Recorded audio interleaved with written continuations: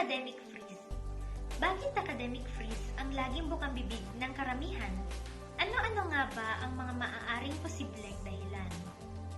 Ang tinatawag na academic freeze ay ang biglaang pagsuspende ng klase dahil sa mga di inaasahang pangyayari.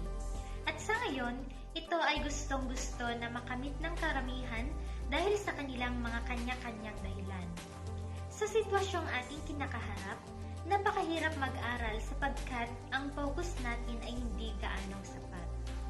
Ayon sa post ni Miss Giselle sa kanyang social media account na kung saan pumukaw sa atensyon ng napakadaming netizens, ang academic freeze ay ang paghinto muna ng pag-aaral. Pantay-pantay na kung saan, mahirap man o mayaman, ay huwag munang unahin ang pag-aaral base sa teorya at estruktura mula sa mga libro at papel. Huwag munang isipin ang edukasyon, atin munang unahin ang ating kaligtasan at kalusugan.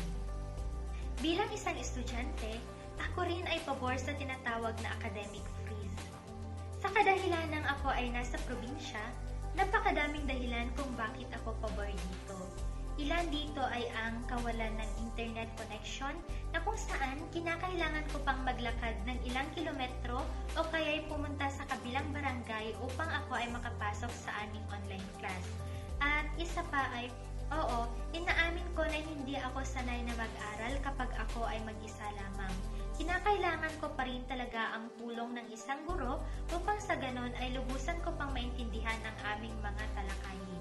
Kaya ngayong online class ang sistema ng edukasyon, hindi gaanong sapat ang aking mga natututunan para sa aking kinuhang kurso.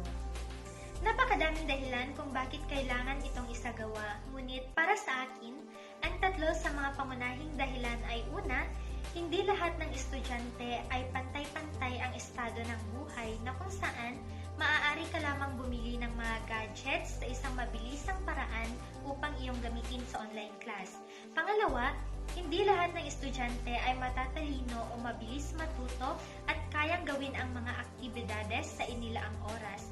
At ang panghuli, alam naman natin ang sitwasyon ngayon na kung saan ang ating kaligtasan dapat ang ating unahin. Kaya kung tayo ay labas ng labas upang sa ganon ay maghanap ng signal para sa mga estudyanteng pumili ng online class o kaya'y lumabas para magpasa ng sagot para sa mga modular, maaari tayong makapitan ng sakit lalo na't hindi natin ito nakikita para tayo sana ay dumipensa. Hindi ba't sa ngayon tayo dapat ay magkaintindihan? Pero bakit ganito, wala pa rin nangyayaring konsiderasyon? Alam naman nating lahat na mayroon tayo ngayon sa survival mode kung tawagin na kung saan ang ating buhay ang nakasalalay. Edukasyon nga ang susi sa tagumpay, ngunit makakamit ba natin ito kung ito lang din ang tatapos sa ating buhay?